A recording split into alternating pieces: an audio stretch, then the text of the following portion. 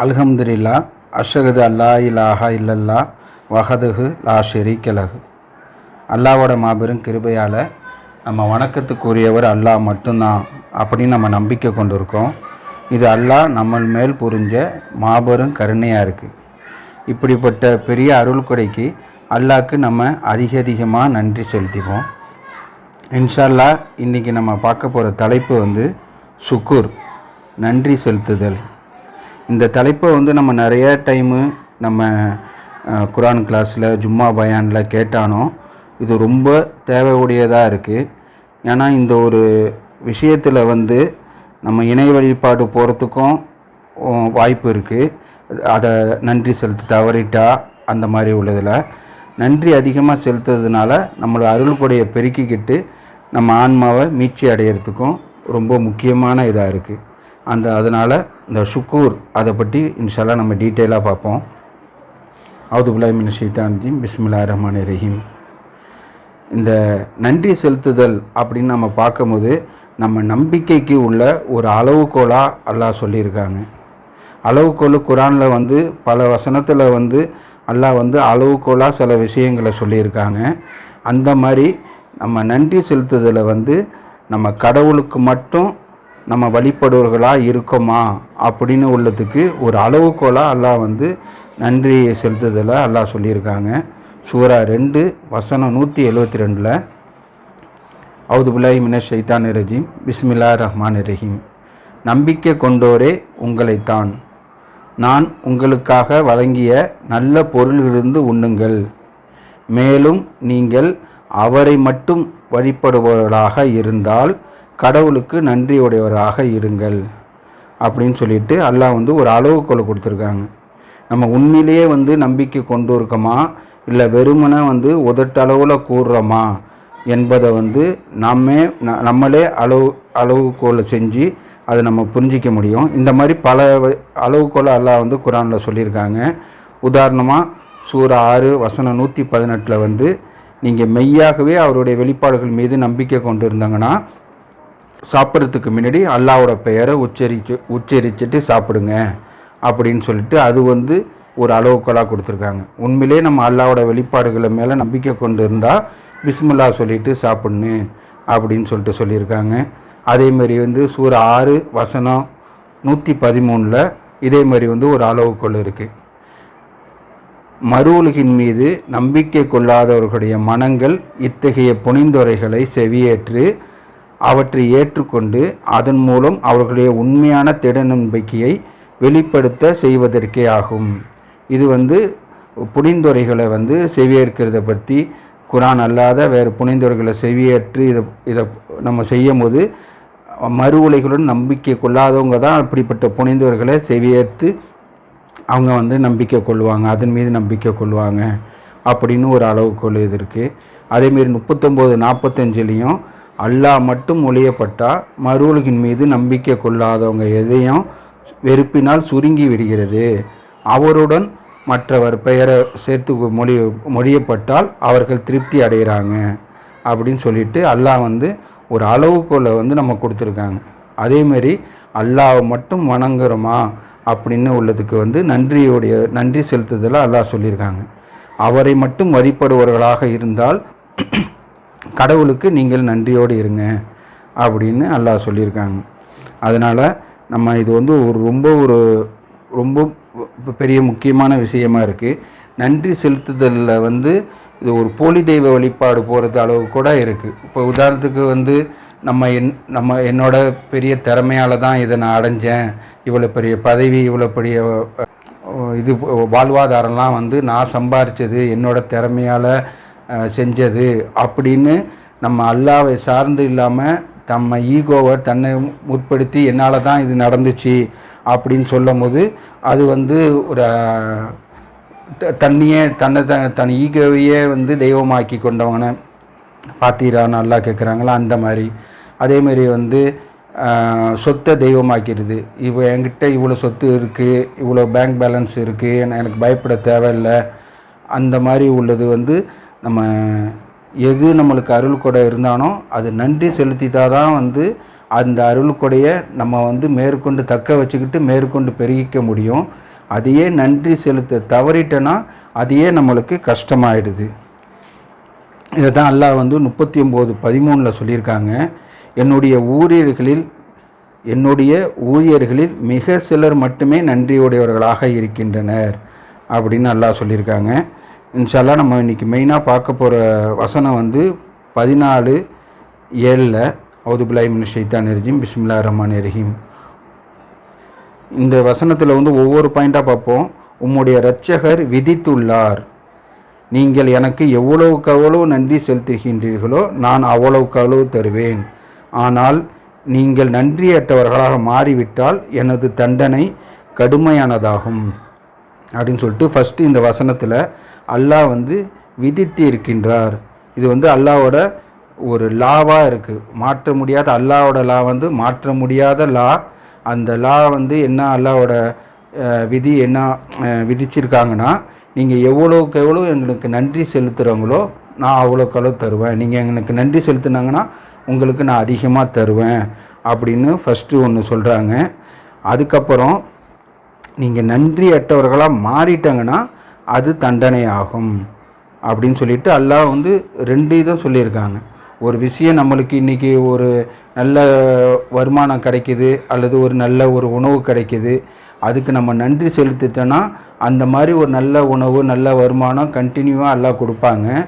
இதே நம்ம அதுக்கு நம்ம நன்றி செலுத்தாமல் நன்றி அற்றவர்களாக இருந்துட்டோன்னா அதே நம்மளுக்கு தண்டனையாக போயிடுது, குறைச்சலான வருமானம் அந்த மாதிரி உள்ளதாக ஆயிடுது.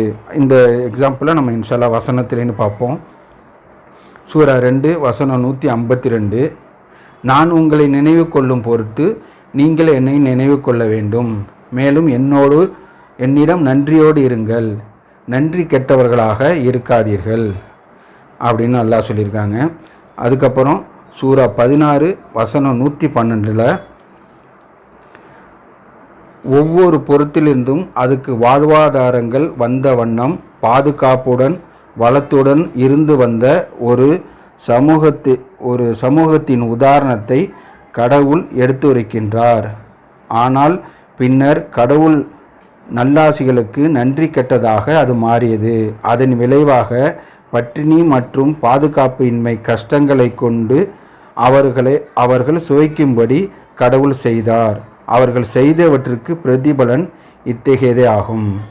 இதில் வந்து அல்லாஹ் வந்து 4 பாயிண்ட்டு சொல்கிறாங்க. அதில் ஃபஸ்ட்டு என்னென்னா, அந்த ஒரு சமூகத்துக்கு வந்து அல்லாஹ் வந்து எல்லா வாழ்வாதாரம் பாதுகாப்பு நம்மளுக்கு எது எது தேவையோ எல்லாத்தையும் அல்லாஹ் சொல்லியிருக்காங்க. இதில் நம்ம ஒப்பிட்டு பார்க்கலாம்.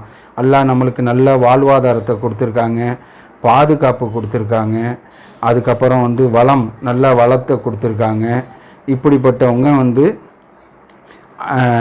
இப்படிப்பட்ட நல்லாசிகளுக்கு வந்து அவங்க நன்றி கெட்டவர்களாக அது மாறிது. இப்படி ஒரு அருளை புரிஞ்சிருக்காங்க.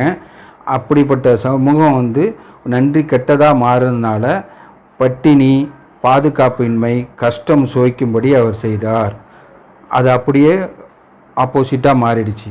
வளத்தை கொடுத்துருக்காங்க, அவங்க நன்றி செலுத்தாதனால அப்படிப்பட்ட வளம் அவங்கள விட்டு போயிட்டு அதுக்கு ஆப்போசிட்டாக பட்டினி பாதுகாப்பின்மை கஷ்டம் சோக்கியும்படி அதை செஞ்சாங்க. அது எதுக்காகனா வந்து அவர்கள் செய்தவற்றுக்கு பிரதிபலன் இத்தகையதே ஆகும். கான்சிக்வன்சஸ் இது எல்லாமே வந்து அல்லாஹ் வந்து எல்லாத்துலேயும் வந்து கான்சிக்வன்சஸ் தான் வச்சுருக்காங்க. எல்லா நல்லதும் வந்து அல்லாஹ்கிட்டேருந்து வந்தது, எல்லா கெட்டதும் நம்ம கையாலேயே நம்ம ஏற்படுத்திக்கிறதுன்னு சொல்கிற மாதிரி எல்லாமே வந்து அவங்க நன்றி செலுத்தாதனால அவங்களோட கான்சிக்வன்சஸ் அவங்களுக்கு வந்து தப்பான இதாக வந்திருக்கு. பாதுகாப்பின்மையாக பட்டினி பற்றாக்குறை எல்லாம் கஷ்டமும் வந்திருக்கு.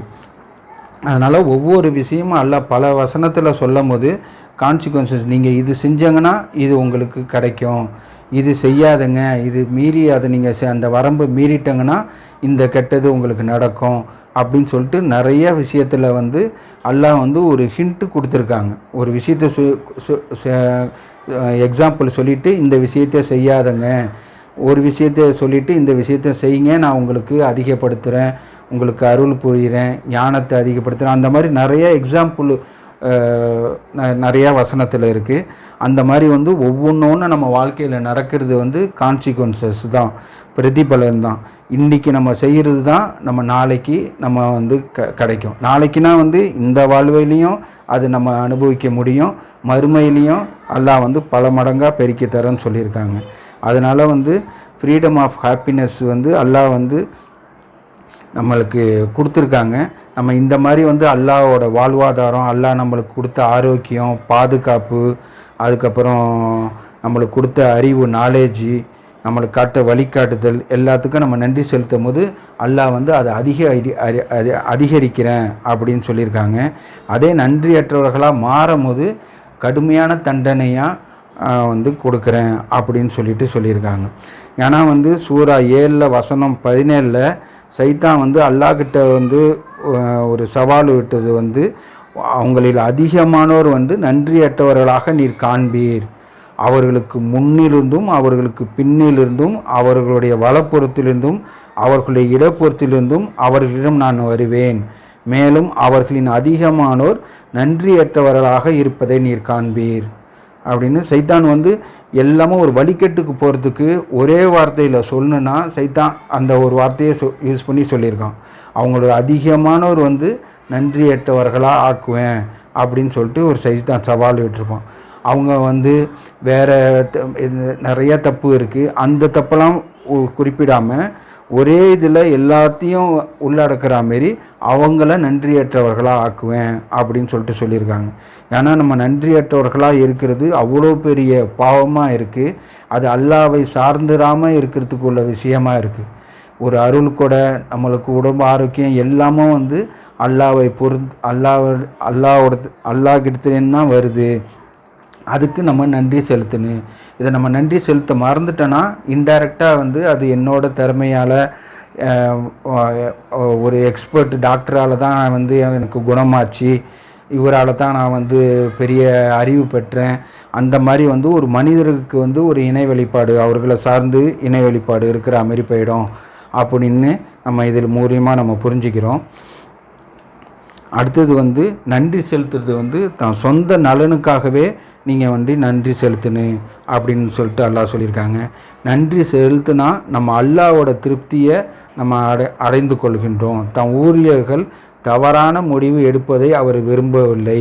நன்றியுடையவராக நீங்கள் இருக்க முடிவெடுத்து விட்டால் அவர் உங்கள் பால் திருப்தி கொள்கின்றார் அப்படின்னு அல்லாஹ் இவ்வளோ பெரிய விஷயத்தை நம்மளுக்கு சொல்லியிருக்காங்க. அல்லாஹ்வோட திருப்தி அடையணுன்னா நம்ம நன்றியுடையவர்களாக இருக்கணும் அப்படின்னு நம்ம பார்க்குறோம்.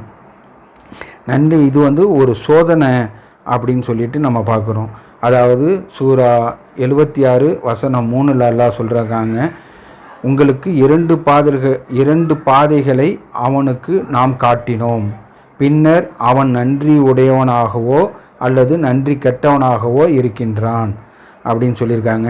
சுலைமான் நபி ஸ்டோரியில் வந்து அந்த புத்தகத்திலேருந்து அறிவை பெற்றிருந்த ஒருவர் கூறினார், உமது கண்ணிமைப்புக்குள் அதனை உம்மிடம் கொண்டு வர என்னால் இயலும்.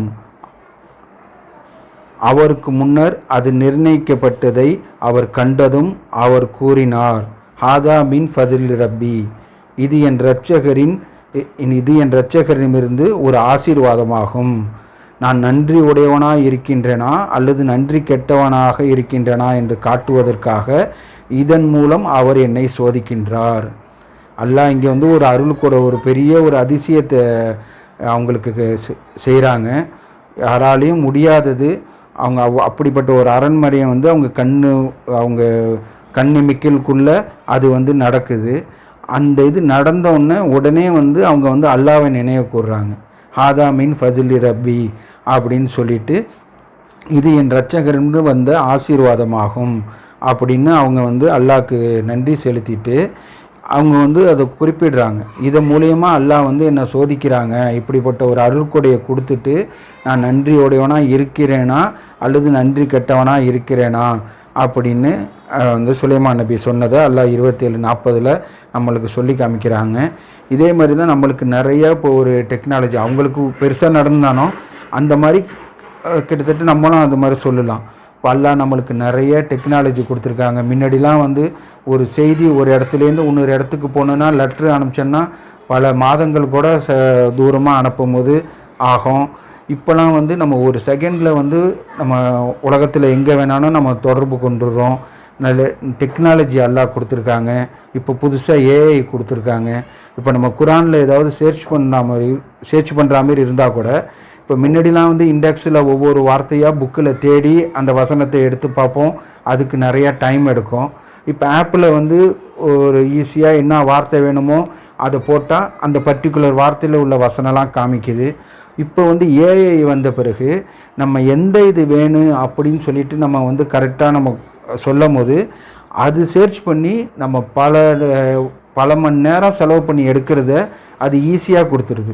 ஃபார் எக்ஸாம்பிள் இந்த ஷுக்கூர் நன்றி செலுத்துதல்னு உள்ளதை அந்த ஏஐயில் நம்ம கேட்கும் போது எதுக்காக நன்றி செலுத்துன்னு, யாருக்கு நன்றி செலுத்துன்னு, எப்போது நன்றி செலுத்துன்னு, எப்படி நன்றி செலுத்துன்னு, எதுக்கு நன்றி செலுத்துன்னு அப்படின்னு சொல்லிட்டு ரொம்ப டீட்டெயிலாக கொடுத்தது.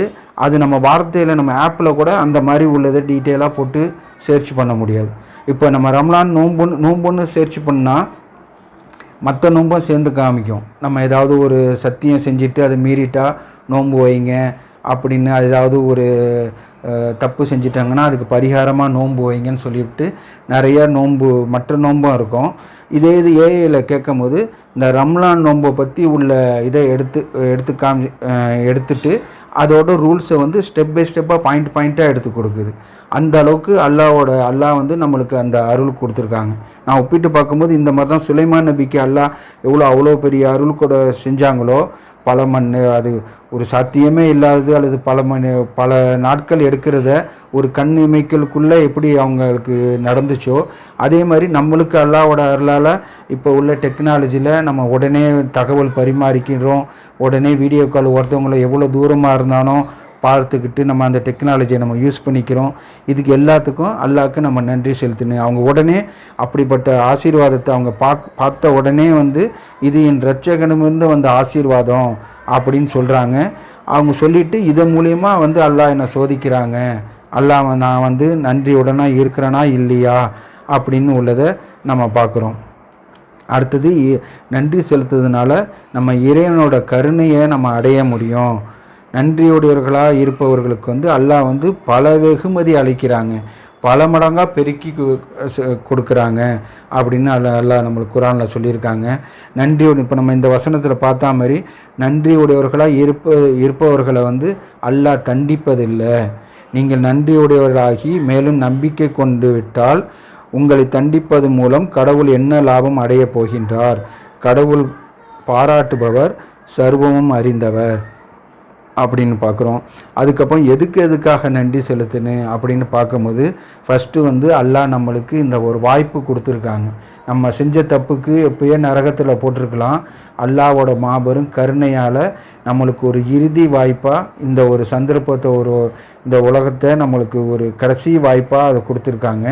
நம்ம ஆன்மாவை மீட்சி அடைஞ்சு அல்லாஹோட சாம்ராஜ்யத்துக்கு போகிறதுக்குள்ள கடைசி வாய்ப்பாக அதை கொடுத்துருக்காங்க. இதுக்கு நம்ம நன்றி செலுத்தலாம். வழிகாட்டுதல் வழங்கியதுக்கு அல்லாஹ்க்கு நம்ம நன்றி செலுத்தலாம். ஏன்னா இதுக்கு முன்னாடி வந்து எது வழிகாட்டுதல்னு தெரியாமல் இருந்தோம். பல இமாமுங்கள் ஒவ்வொரு பள்ளியிலையும் போகும்போது ஒவ்வொரு இமாமும் ஒவ்வொரு ஹதீஸை வச்சுக்கிட்டு சொல்லிக்கிட்டு இருந்தாங்க. நம்மளுக்கு எது மார்க்குன்னு தெரியல. ஃபஸ்ட்டு சுன்னத் ஜமாத்தில் இருந்தோம், வேறு இதில் மாறணும் அப்படின்னு சொல்லிட்டு அதுக்கு மாறிக்கிட்டு பயங்கர நல்ல குழப்பத்தில் இருந்தோம். எந்த புக்கை ஃபாலோ பண்ணணுன்னு தெரியல அப்படின்னு. அல்லாஹ்வோட அருளால் அல்லாஹ்வோட கருணையால் நம்மளுக்கு குரான் மட்டும்தான் அப்படின்னு அல்லாஹ் நம்மளுக்கு வழிகாட்டுதலை வழங்கி அப்படிப்பட்ட குரானை வந்து கணித ரீதியில் ப்ரூவ் பண்ணி தூதர்களை அனுப்பிச்சு கணித ரீதியில் ப்ரூவ் பண்ணி இதுதான் மாற்ற முடியாதது, இதுதான் வந்து சத்தியம், இதுதான் நேரான வழிகாட்டுதல், இதை தவிர்த்து வேறு எதையும் மார்க்க ஆதாரமாக நம்ம பின்பற்றக்கூடாது அப்படின்னு உள்ளதை வந்து அல்லாஹ் நம்மளுக்கு ப்ரூஃபோட வழிகாட்டுறதுக்கு அல்லாஹ்க்கு நம்ம நன்றி செலுத்தணும். அதுக்கப்புறம் மார்க்கத்தை கடினமாக ஆக்கி விடலை, ரொம்ப எளிதாக ஆக்கியிருக்காங்க, அதுக்கு நம்ம நன்றி செலுத்தணும். வெளிப்பாடுகளை விவரிக்கின்றது எப்படின்னா வந்து நம்ம வந்து விஸ்டம் ஞானம் வந்து அல்லாஹ் நம்மளுக்கு அருள் அருள் புரிஞ்சுருக்காங்க. அந்த ஞானத்தை நம்ம வந்து எப்படி அடைய முடியும்னா, அது அல்லாஹ்க்கு நம்ம அதிகமாக நன்றி செலுத்துறது மூலியமாக தான் ஞானத்தை அடைய முடியும். ஞானத்தை வந்து நம்ம எந்த ஒரு யூனிவர்சிட்டிலேயோ அல்லது எந்த படிப்பு படித்தோ நம்மளால் வந்து ஞானத்தை அடைய முடியாது. ஞானம்னு உள்ளது வந்து அது வந்து ஒரு ஒரு பெரிய ஒரு அருள்கொடையாக இருக்குது. ஹிக்கும்னு சொல்லுவோம்ல, அந்த அந்த இது வந்து அல்லாஹோட புறத்துலேருந்து தான் வருது. அதுக்கு வந்து எந்தவித பெரிய குவாலிஃபிகேஷனோ எந்த தகுதியோ இல்லை. நம்பிக்கை கொண்டு உள்ளச்சம் கொண்டவங்க, தக்குவா கொண்டவங்களுக்கு அல்லாஹ் ஞானத்தை கொடுக்குறேன் அப்படின்னு சொல்லியிருக்காங்க. ஏன்னா நம்மளோட குரானை வந்து நல்லா படித்தவங்க இருக்காங்க, நல்லா குரானை ஃபுல்லாக மனப்பாடம் பண்ணவங்க இருக்காங்க, அரபிக்கில் பெரிய பண்டிட் இருக்காங்க. அவங்க படித்து அதை அவங்களால பின்பற்ற முடியாததை அல்லாஹ் நம்மளுக்கு அதை புரிய வச்சு நம்ம அந்த வசனத்தை நம்ம புரிஞ்சுக்கிட்டு அதை செயல்படுத்துகிறோம். எத்தனையோ கோடி மக்கள் வந்து ரம்லான் மாதத்தை தவற விட்டுட்டு இருக்காங்க, ஷஹாதத்தில் தவற விட்டுட்டு இருக்காங்க, சலாத்தை தவற விட்டுட்டு இருக்காங்க, ஹஜ்ஜை வந்து தப்பாக பண்ணிக்கிட்டு இருக்காங்க.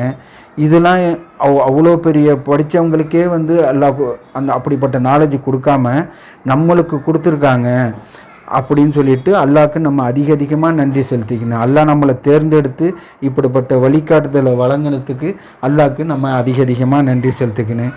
அதுக்கப்புறம் பாதுகாப்பு, வெற்றி, நல்ல வாழ்வாதாரம், மிருதுவான இறைச்சி, ஆபரணங்கள், கப்பல், செவி புலன், பார்வை புலன், மூளை வழங்கியதுக்கு, இரவு பகல் மாறி மாறி வரதில் அத்தாட்சி இருக்குது, இதுக்கு நீங்கள் நன்றி செலுத்துங்க அப்படின்னு அல்லாஹ் சொல்லியிருக்காங்க.